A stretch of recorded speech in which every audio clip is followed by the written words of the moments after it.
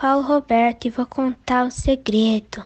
Sou bisneto de Roberto III, capitão da Fronta de Santa Maria, e a história que eu vou contar não está nos livros.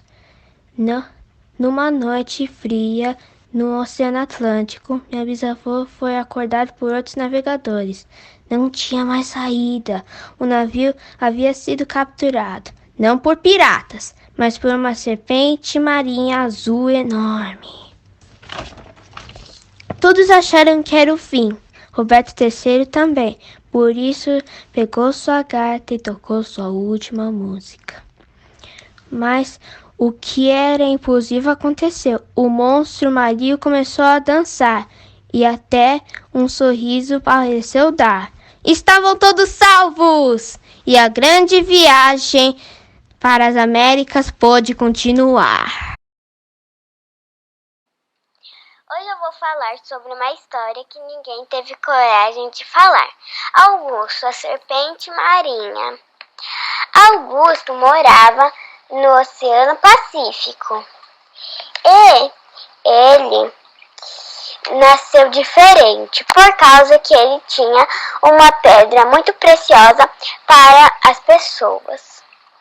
Um belo dia ele viu três barcos com três redes de pesca. Queriam pescar ele para pegar essa pedra.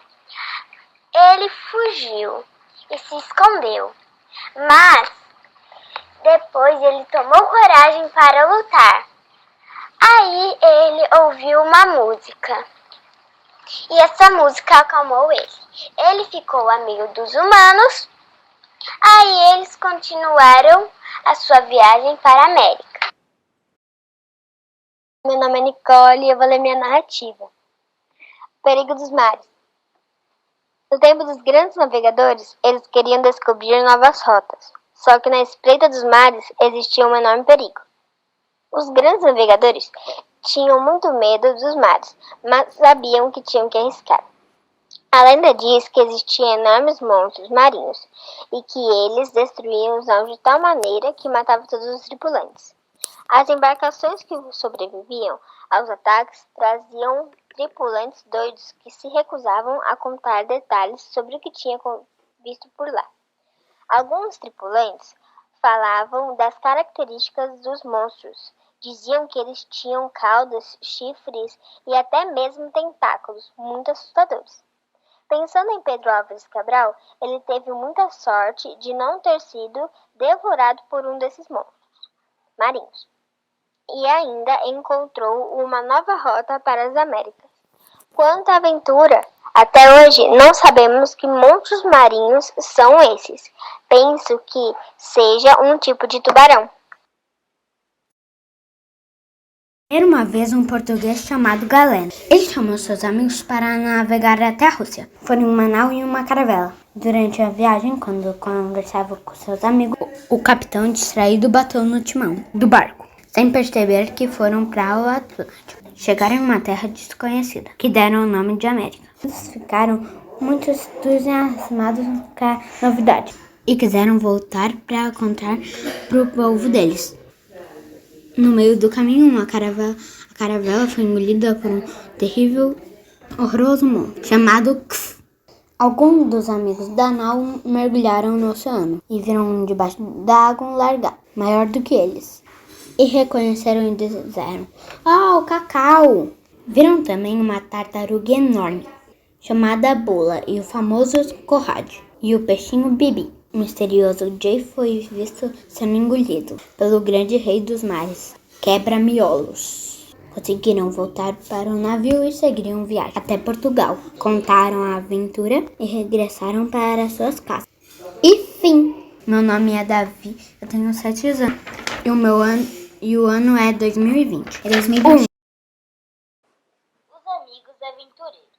Era uma vez dois amigos, Asterix e Obelix.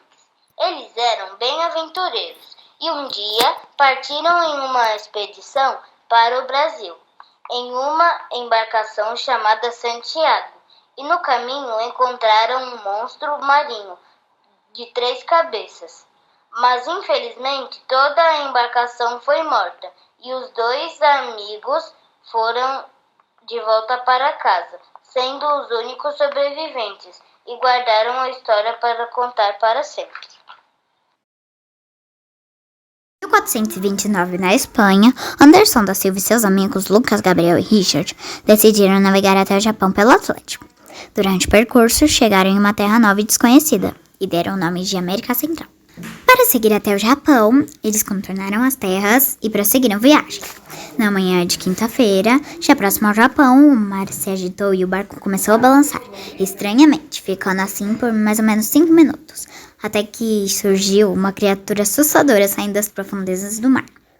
A criatura tinha mais ou menos 400 metros e um pescoço de 120 metros. Suas cores eram rosa, azul e a cabeça era verde. Os olhos eram grandes e pretos. Tinha 2 caudas e cada uma tinha 3 pontas de veneno para matar suas presas. Anderson deu o nome de Fúria Rosa à estranha criatura. Não demorou muito para o barco virar o jantar da estranha criatura. O barco virou de ponta cabeça e o monstro jantou o barco com seus tripulantes. Por sorte, Anderson pulou do barco logo que viu a criatura e conseguiu nadar até o Japão e assim se salvou. Com um pedaço de madeira que encontrou na areia, construiu um pequeno barco, mas o suficiente para ele retornar à sua terra natal. Chegando na Espanha, ele contou para os governantes sua história. Não demorou muito e sua história ficou famosa no mundo todo. Meu nome é Emanuele e eu tenho 9 anos. Era uma vez 2 amigos que queriam uma aventura e um dia eles foram numa aventura no Oceano Atlântico. Aí, esses 2 amigos, um dia à noite, na lua cheia, plá, um monstro enorme de 300 metros. Os dentes pareciam lanças. Tentou engolir o barco, só que os amigos foram espertos e ligaram o motor e deram fora. E foram para sua casa. Há muito tempo atrás, estava eu junto com Cristóvão Colombo a caminho das Índias, quando vimos algo incrivelmente terrível. Era um grande monstro marinho. Ele tinha 11 tentáculos, 2 enormes olhos e 7 dentes gigantes. Ele empurrou a nossa caravela com tanta força que acabamos desmaiando. 3 dias depois, vimos um grande pedaço de terra, que foi aumentando cada vez mais de tamanho. Colombo chamou o lugar de Novo Mundo, e assim começou a nossa pequena grande aventura. Hoje irei contar sobre uma história de um monstro marinho que Pedro Álvares Cabral avistou. Em 1501, um ano depois que Pedro Álvares Cabral descobriu o Brasil, uns amigos dele falaram que existia um gigantesco monstro marinho e o nome dele era Eletrofago ou Monstro Marinho do Atlântico Sul. Mas ele não acreditava no que eles diziam e ele queria provar isto. Então, um mês depois, ele partiu para o oceano para dizer que não existia nenhum monstro. Enquanto ele chegava cada vez mais perto do sul, sentia que algo estava seguindo. E não percebeu, mas era o eletrofago, seguindo-o todos os dias e noites, desde que ele chegou ao Atlântico Sul. Então o monstro chegava cada vez mais perto, até que ele atacou o navio. E foi aí que Pedro Álvares Cabral viu que existia mesmo o monstro marinho. Ele ficou tão assustado que nem percebeu que ele estava destruindo todo o seu navio e jogando vários saios. Então Pedro Álvares Cabral pegou uma caravela e conseguiu escapar. Índios vinham da Malásia à procura de uma terra nova. Assim, partiram em suas canoas polinésias. Lendas diziam sobre uma terra fértil e produtiva, mas para chegar a esta terra, teriam que enfrentar uma fera terrível. Poucos sabem que ele estará em sua frente. Navegadores chegam a um mar agitado e sombrio, à procura de Gatodrá. Depois de um bom tempo em alto mar, Gatodrá aparece para arranhar com seus bigodes. Mas felizmente conseguiram vencer e uma nova aventura os espera. Eu estava navegando quando um monstro marinho tentou atacar o meu navio. Eu, Maria Rita e nossa tripulação.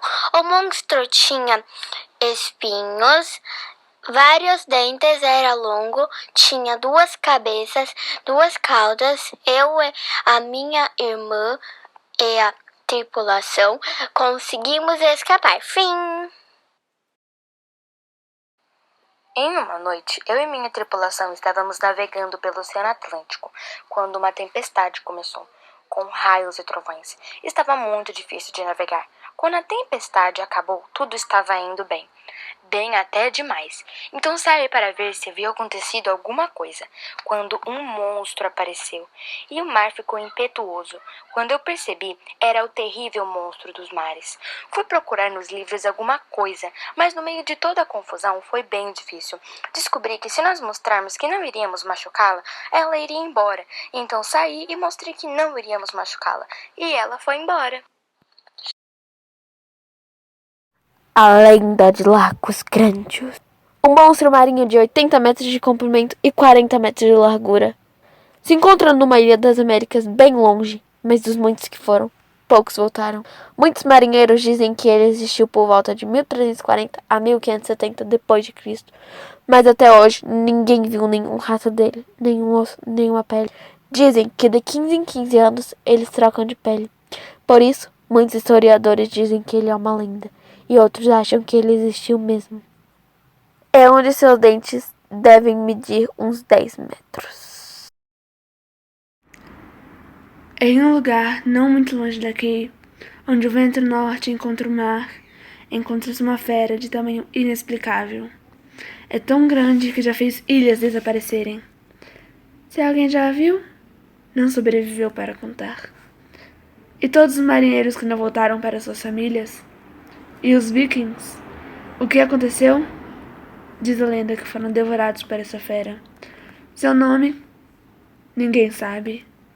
Dizem que esta fera está adormecida há uns 1000 anos. Por isso, todos dizem que é uma lenda. Hoje vou contar a lenda onde eu encontrei Parcelote. Eu e meus tripulantes estávamos procurando o tesouro de Parcelote. Só que para nós irmos teríamos que passar pelo dragão de Parcelote. Faltava pouco para chegarmos em Parcelote. E do nada aparece uma sombra de um dragão. Metade da minha tripulação voltaram para o barco. Então eu fui mais perto e eu vi a sombra de um dragãozinho. E depois conseguimos o tesouro de Parcelote. E fim.